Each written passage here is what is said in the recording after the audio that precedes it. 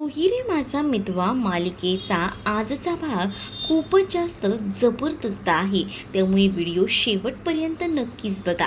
चला तर मग आजच्या भागाला सुरुवात करूया. सगळ्यात आधी आपण पाहतो की ईश्वरी आता सांगत असते अर्णवला की पहिल्यांदा जा आणि तुम्ही ना एक महत्त्वाचं काम करा. ते म्हणजे तुम्हाला पहिल्यांदा जाऊन ये ना आधी ती गोष्ट करायला हवी. ती म्हणजे तुम्हाला एक काम करायचं आहे, ते म्हणजे 5 प्रकारची फळं तुम्ही शोधून काढायचे. तोपर्यंत मी ना इकडे कुठे वडाचं झाड भेटतंय का ते बघते. तोपर्यंत आता अर्णूने फळं तर आणलेली असतात, पण ती असतात फक्त जांभूळ. 5 जांभूळ आणल्यावर इकडे आता ईश्वरी त्याच्यावर ओरडते आणि ईश्वरी म्हणते की काय हे अर्णव सर, मी तुम्हाला 5 वेगवेगळी प्रकारची फळं आणायला सांगितली होती, एकच नाही. मग आता अर्णव बोलतो, मी तुला आधीच सांगितलं होतं की इथे आपल्याला काहीच भेटणार नाही आहे. जर आपल्याला काही गोष्टी हव्या असतील तर मार्केट साईडला जावं लागेल, इथं काही भेटणार नाही आहे. त्यावर नंतर आता तो म्हणतो की चल मार्केटमध्ये. तर इथे आता ईश्वरी म्हणत असते की मी इथून कुठेही हलणार नाही आहे जोपर्यंत पूजा होत नाही आहे. मग तेव्हाच ना ती त्याला सांगत असते, इथून कुठेच हलणार नाही आहे, मला फक्त ना इथेच पूजा करायची. मग चल वडाचं झाड कुठे आहे मला दाखव. असंही आता अर्णव जो आहे तो ईश्वरीला बोलतो. त्यावर ईश्वरी म्हणते की मला अजून वडाचं झाड भेटलंच नाही आहे. त्यावर अर्णव तिच्याकडे पाहतच राहतो. तेच आता वल्लरी घरात नसते, तोपर्यंत वल्लरीच्या रूममध्ये जाऊन रमाकांतची इकडे तिकडे तपास सुरू असतो. कारण त्यांना ना रमाकांतना विश्वास नसतो आता या इथे असणाऱ्या या वल्लरीवर. म्हणूनच आता रमाकांतना काही ना काही भेटतंय का या सगळ्याच्या शोधात असतात. कारण त्यांना कळत असतं की नक्कीच ना काहीतरी गडबड आहे. म्हणूनच मग आता ते एक काम करत असतात, वल्लरीचं जे जे सामान असतं ना ते सगळं सामान अस्ताव्यस्त करतात आणि त्याच्यामध्ये त्यांना काही पुरावा भेटतोय का हे सगळं शोधत असतात. आणि त्याच वेळेला वल्लरी घरात नसते, तोपर्यंत त्यांनी ही संधी साधून घेतलेली असते.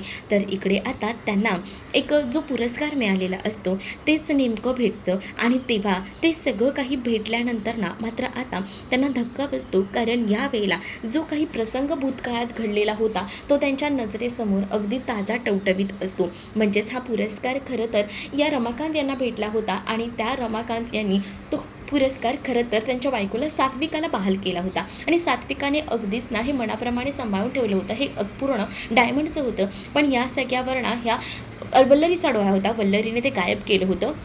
आणि ऐन पार्टीमध्ये सात्विकाने म्हणजेच अर्णवच्या आईने वल्लरीचा पर्दाफाश केला होता. तिचं हे जे लॉकेट होतं ते भेटलं होतं आणि हे जेव्हा भेटल्यानंतर तिने तिचं मुस्काटही सगळ्या पार्टीमध्ये सगळ्यांच्या समोर फोडलं होतं. आणि हे सरळ स्पष्ट आता आठवू लागतं इकडे असणाऱ्या रमाकांत यांना. आणि रमाकांत मग विचार करतात की या सगळ्याचा बदला घ्यायचा म्हणून इतक्या खालच्या थराला गेली होती का वल्लरी. म्हणजे हे सगळं असं झालं होतं तेव्हा जेव्हा सात्विकाने तिच्या थोबाड फोडलं होतं तेव्हा सगळ्यांसमोर तिची लाज तर गेली होती. आणि म्हणूनच तर तिने या सगळ्याचा बदला घ्यायचा यासाठी तर हे सगळं काही केलेलं नसेल ना असाही विचार ना रमाकांतच्या मनामध्ये येऊ लागतो. रमाकांत आता खूप जास्त टेन्शनमध्ये असतात आणि त्यांना समजतं की अजून आपल्याला काहीतरी भेटू शकतं. हे तर काहीच नाही आहे. या सगळ्याच्या मागच्या ज्या ज्या काही गोष्टी असतात ना त्या एक एक करून कळत असतात. आणि नेमकं काय काय आहे या गोष्टी जेव्हा कळत असतात ना तेव्हा मात्र आता जे रमाकांत असतात ते विचार करतात. त्यांना अजून काही गोष्टी सापडतात जसं की त्यांचे आणि त्यासोबत ईश्वरीच्या आईचे असलेले एकत्र फोटो. आणि या सगळ्या काही गोष्टी बऱ्याच सापडल्यानंतर ना त्यांना डाऊट येतो की हे जे काही घडलं आहे माझ्या भूतकाळात त्यामागे खरा सूत्रधार जो आहे तो वल्लरीच असू शकते अशी सुद्धा मनामध्ये त्यांच्या भीती वाटू लागते. आता जे इन्व्हलप वगैरे ओपन करतात त्यामध्ये आता त्यांचा आणि त्यासोबत ईश्वरीच्या आईचा सुप्रियाचा फोटो असतो. आणि तो बघून तर त्यांना खूप मोठा धक्का बसतो. कारण इतके दिवस ज्या सगळ्याच्या शोधात ही लोक आहेत आणि या सगळ्याच्या मागे जी सूत्रधार होती ती दुसरी तिसरी कोणी नाही तर घरात असणारीच व्यक्ती होती. आणि हे सगळ्या काही गोष्टी त्यांना आता समजत होत्या. आणि त्यामुळेच ना आता भयंकर असा संताप होत होता. काय होत होतं हे त्यांना कळतच नव्हतं. एवढ्या सगळ्या काही गोष्टी ना सारख्या आता आठवत राहतात. आणि जेव्हा त्यांना हे सगळं आठवतं तेव्हा भूतकाळामध्ये सुप्रिया आणि त्यांची भेट झाली होती आणि अचानकपणे ते सुप्रियाला भेटत असताना चक्कर येऊन पडले होते. आणि तेव्हा सुप्रियाने त्यांना सावरलं होतं. यासुद्धा सगळ्या काही गोष्टी त्यांच्या नजरेसमोरून काही हटत नसतात. सारखं सगळं काही तेच आठवतं. आणि मग त्यांच्या लक्षात येतं की या सगळ्याच्या मागे दुसरं तिसरं कोणी नाही तर ही नक्कीच आहे ना वल्लरी होती, पण एवढे दिवस आपल्याला या सगळ्या काही गोष्टी माहीत नाही. म्हणजे आपण आहे ना डोळे झाकून विश्वास ठेवला, पण हा विश्वास ना कुठेतरी आता समजतोय काय घडल्या आहेत या गोष्टी त्या. आणि त्यामुळेच ना असा भयानक असा संताप जो काही आहे तो आता आलेला असतो. कळत नसतं की काय करावं ते. आणि त्याच वेळेला आता वल्लरीची कट कारस्थानं मात्र एकदम व्यवस्थित दिसत असतात की हे सगळं काय केले आणि कशासाठी केले ते. आणि त्या कोणत्याही गोष्टी आता सोडायच्या नाहीत, कायम लक्षात ठेवायचं या सगळ्या गोष्टी, हे सुद्धा आता ठरवलेलं असतं. आणि त्यामुळेच आता या सगळ्या गोष्टी जेव्हा ठरवल्या जातात ना, तेव्हा ते म्हणतात की हे सगळं चिंटूला सांगायला हवं. तेच आता इकडे अर्णव ईश्वरीना पूजा करत असतात. त्याच वेळेला ईश्वरी अर्णवला म्हणत असते की आता वडाचं झाड कुठेच नाही आहे. अर्णव म्हणतो की हे जे झाड आहे ना त्या झाडाला पूजा करून घे. पण ईश्वरी म्हणते की तुम्हाला काय वेळ लागले का? कोणत्याही झाडाला आपण पूजा कशी काय करू शकतो? वडाचं झाड लागतं. त्यावर ईश्वरीला आता अर्णव सांगतो की मला सांग, वडाचं झाड लागतं आणि तुम्ही म्हणता की असं सगळं काही केल्यावर तोच नवरा 7 जन्म भेटतो. असं काही नसतं ग.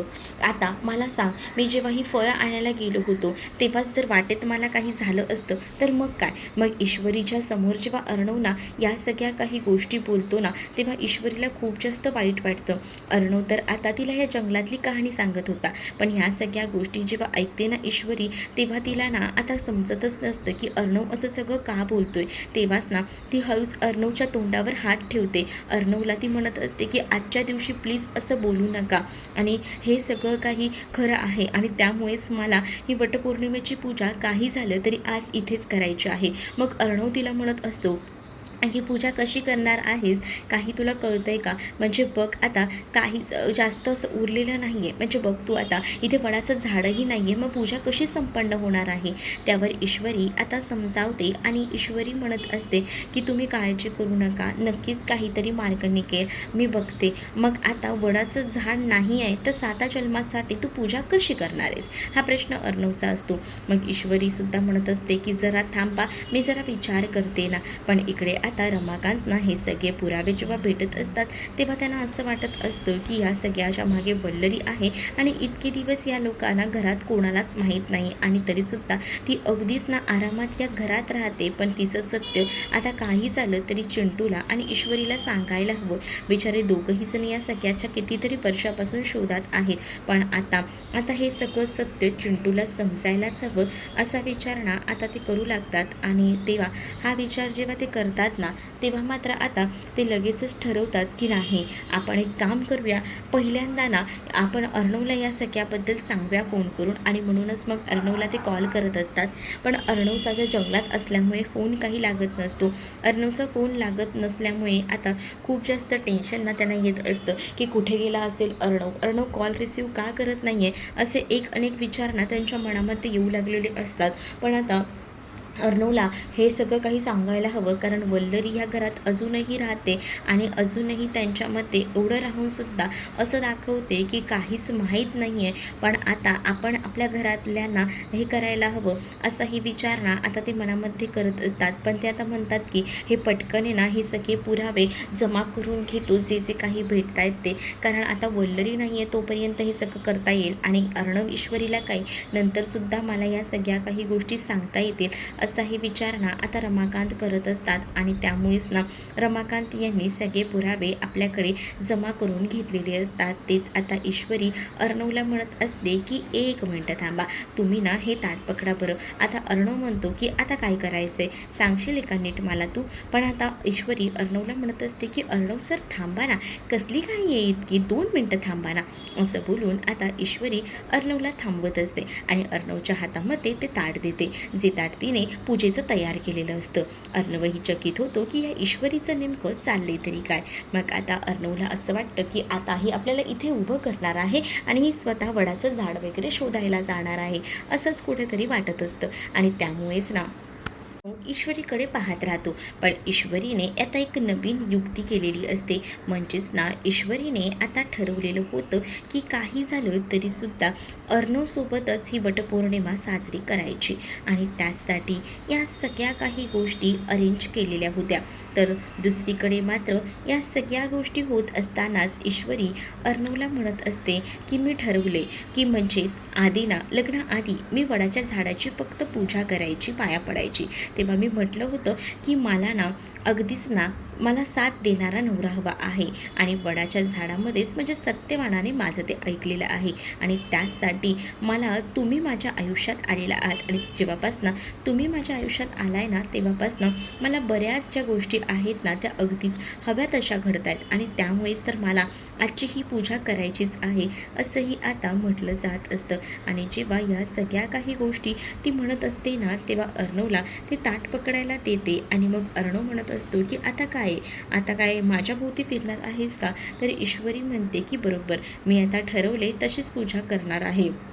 अर्णव तर आता चकित झालेला असतो की या ईश्वरीचं नेमकं चाललंय तरी काय आणि त्यामुळेच ना तो आता पाहतच राहतो. तर इकडे आता पाहायला मिळत असतं की ते सगळा पुरावा घेऊन बाहेर निघत असतात रमाकांत आणि मग तेवढ्यातच ना आता तिथे वल्लरी आलेली असते आणि वल्लरी जेव्हा येते तेव्हा आता वल्लरी त्यांना म्हणते की तुम्ही इथे.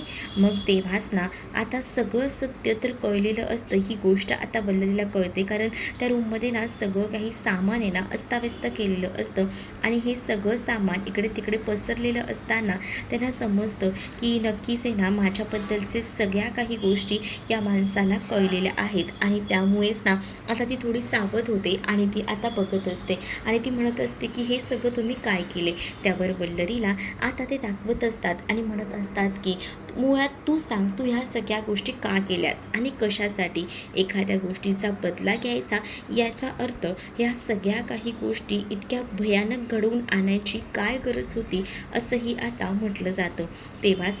तेव्हा ती म्हणत असते की मला ज्या गोष्टी हव्या आहेत ना त्या गोष्टी मिळवण्यासाठी ना मी काही म्हणजे काहीसुद्धा करू शकते असंही आता म्हटलं जातं. तेव्हाच ना तुम्ही गोष्टी आता कळल्याच आहेत तर तुम्हाला सांगते म्हणजेच तुमच्या बायकोनेच म्हणजे सात्विकाने माझ्यासोबत जे जे काही केलं आहे ना ते कधीही मी विसरणार नाही कारण या सगळ्या काही गोष्टी ना माझ्या कायम लक्षात राहतील असंही आता म्हटलं जातं. कारण त्या पार्टीमध्ये माझा झालेला अपमान माझ्या वाजवलेली कानाखाली या सगळ्याचा बदला मला घ्यायचा होता आणि तो बदला मी अशा पद्धतीने घेतला आहे असं देखील आता ती म्हणत असते.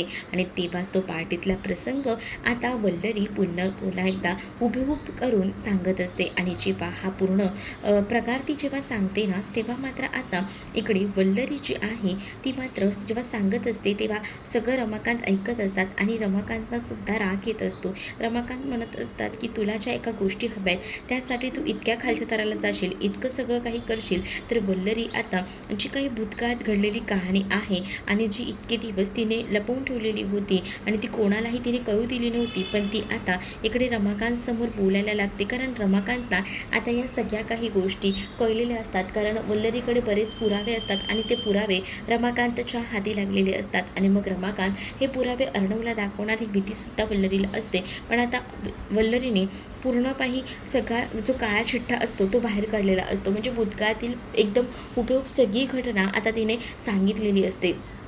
आणि जेव्हा ती घटना सांगत असते ना तेव्हा ती म्हणत असते की मी या सगळ्याचा बदला अशा पद्धतीने घेतला म्हणजे आधी ना मी विचार केला होता की कसं सगळं काही मॅनेज करायचं पण नंतर ना ह्या सगळ्या काही गोष्टी मी परफेक्टली मॅनेज केल्या. म्हणजे आधी मला ह्या सगळ्या काही गोष्टी करताना थोडासा टेन्शन आलं होतं पण तरीसुद्धा ना मी हे सगळं काही जुळवून आणलं कारण मला माहिती होतं ना की हे सगळं जेव्हा होणार तेव्हाच सगळ्याचा बदला घेतला जाणार आणि म्हणूनच तर तुम्ही तिथे मिटिंगला असताना तिथे त्या बाईला पाठवलं आणि हा सगळा प्रसंग घडवून आणला आणि माझ्या मार्गातला काटा आपणच लांब झाला. म्हणजे मी तर काही केलं नाही पण ऑटोमॅटिक ज्या सात्विकाताई आहेत त्या अशा पद्धतीने मेल्या आणि मला जे हवं ते मिळालं असंही आता ती बोलत असते. आणि जेव्हा हे सगळं काही ती बोलत असते ना तेव्हा मात्र आता रमाकांत म्हणतात की खूप झालं तुला काय वाटलं या सगळ्या काही तू गोष्टी मला सांगशील आणि मी गपचूपपणे ऐकून घेईन पण नाही या सगळ्या गोष्टी ज्या आहेत ना त्याचा बदला घेतल्याशिवाय मी आता शांत बसणार नाही. या सगळ्या काही गोष्टी आहेत ना आता मी ईश्वरी अर्णवला सांगणार. आता माझ्याकडे पुरावेसुद्धा आहेत त्यामुळे मी शांत बसणार नाही असंही आता म्हटलं जातं. आणि जेव्हा या सगळ्या काही गोष्टी सांगितल्या जातात ना तेव्हा मात्र आता वल्लरी त्यांच्याकडे रागानेच पाहत असते. तर वल्लरीला आता ते म्हणत असतात की बघ आता हे सगळे काही पुरावे मी अर्णव ईश्वरीला देतो आणि नाही ना सगळ्यांसमोर तुझं सगळं सत्य आणलं तर बघ अजूनही वेळ आहे चल येतेस का सगळ्यांसमोर सांगतेस का सत्य. पण वल्लरी वल्लरी म्हणत असते की मी का सांगू सत्य, ज्या गोष्टीसाठी मी आतापर्यंत आसुसलेली होती ना, त्या गोष्टी कशातरी पद्धतीने मी मिळवलेल्या आहेत आणि मी माझे हक्क अधिकार सोडणार नाही आहे. माझ्याबरोबर जे आतापर्यंत झालं ना, त्या सगळ्या गोष्टी ना इकडे माझ्या आकाशसोबतसुद्धा होत आहेत. सगळीकडे फक्त आणि फक्त त्या अर्णवचंच कौतुक केलं जातं आहे, माझ्या मुलाचं तर जराही कौतुक केलं जात नाही असंही आता म्हटलं जात असतं. आणि तेव्हाच ना ती खूप जास्त रागात असते आणि ती या सगळ्या काही गोष्टी बोलत असते. पण या सगळ्या गोष्टींचा ना रमाकांत यांना राग येत असतो. रमाकांत आता या सगळ्या गोष्टींचा बदला घ्यायचा ठरवत असतात. तेच आता सगळं काही घेऊन ते बाहेर पडणार. तेच आता दुसरीकडे ना ती वल्लरी जी आहे ती त्यांना अडवत असते. त्यांच्या हातात ना जे काही पुरावे आहेत ते खेचून घ्यायचा प्रयत्न करत असते. आता त्यांच्यामध्ये झटापट होते आणि त्याच वेळेला त्या झटापटीत ना इकडे भयानक अशा गोष्टी घडत असतात. ते दुसरीकडे आता ईश्वरी जे काही करत असते त्यामुळे अर्णव तर आता चकित होतो. अर्णव म्हणत असतो की हे काय करते मी सिंदूर तू.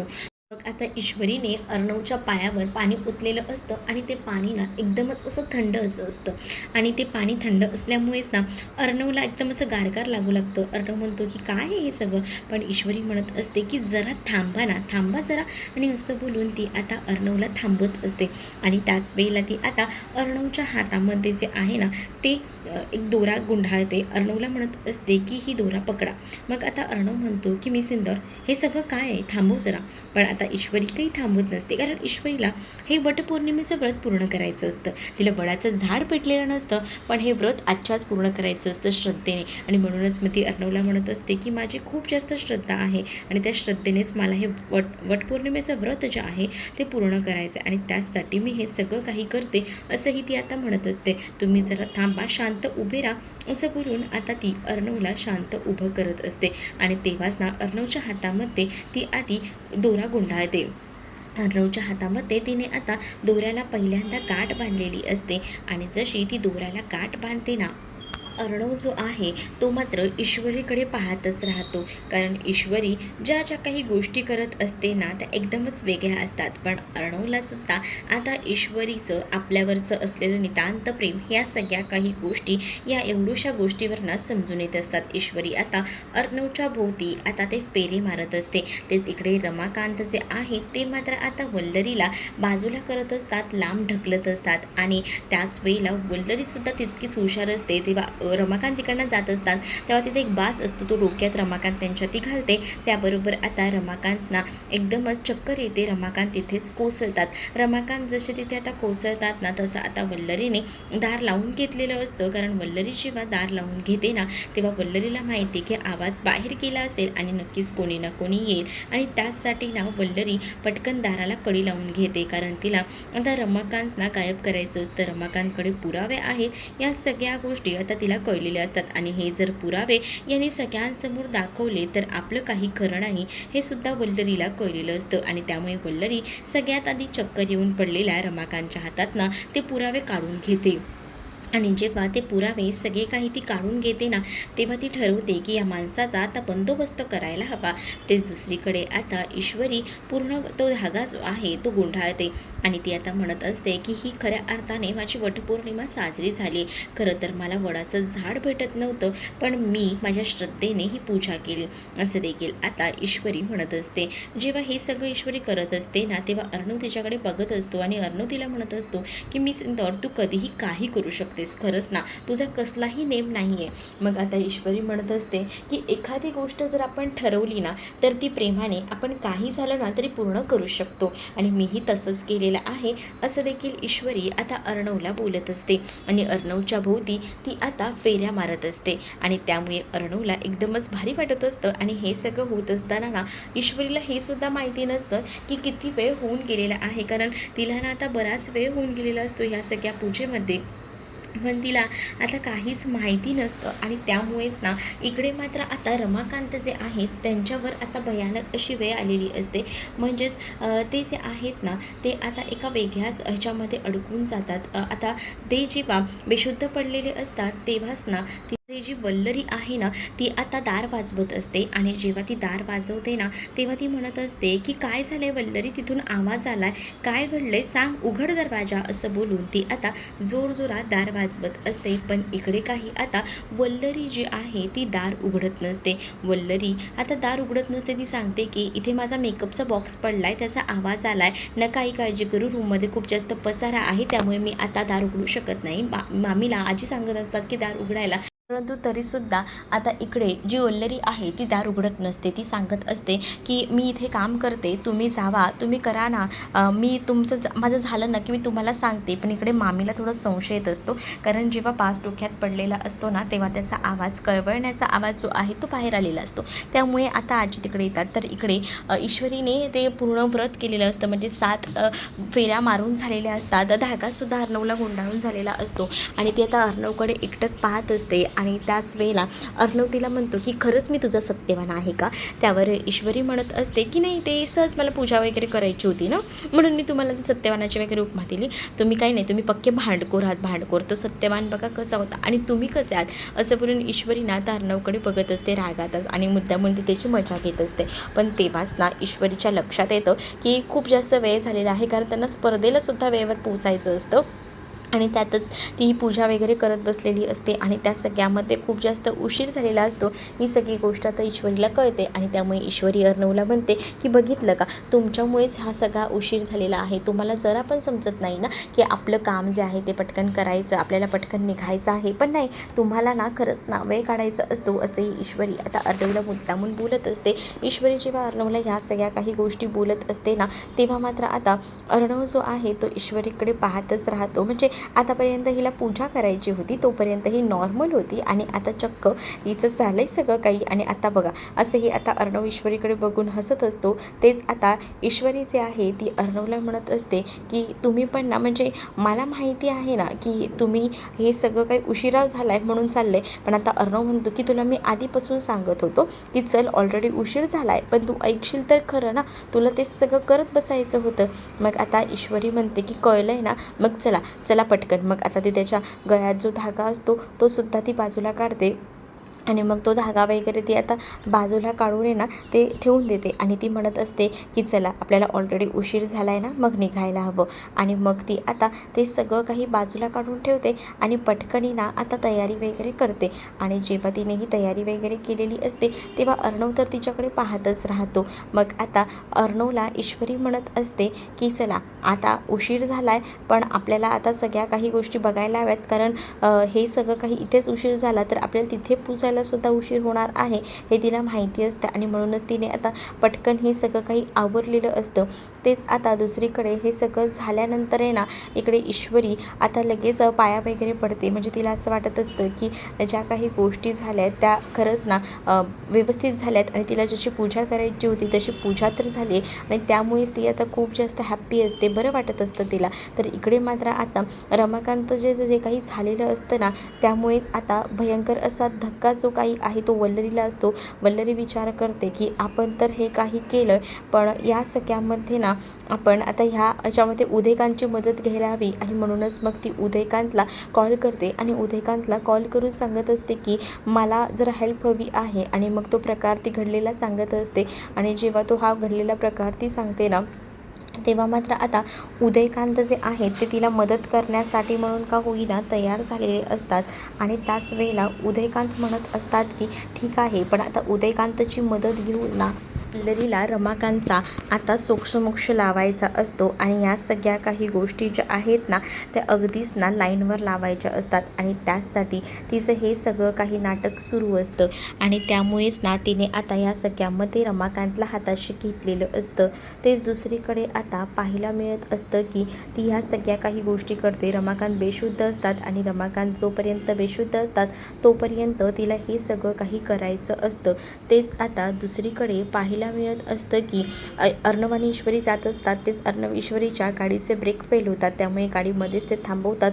तेच आता दुसरीकडे मी अर्णवला म्हणते की आता काय करायचं. अर्णव म्हणतो बघूया काय होतंय का. आणि त्याच वेळेला इकडे आता जे रमाकांत आहे त्यांना किडनॅप केलेलं असतं आणि रमाकांतना किडनॅप केल्यानंतर आता उदयकांत म्हणतो की तुला आता इथून कोणीही बाहेर काढू शकत नाही, तू आता आमच्या नजरेतच आहेस. पण रमाकांत म्हणतात की तुमचं सत्य मी बाहेर आणल्याशिवाय शांत बसणार नाही. तर तुम्हाला हा भाग कसा वाटला हे नक्कीच मला कमेंटमध्ये सांगा. अशाच अपडेटसाठी चॅनलला सबस्क्राईब करा.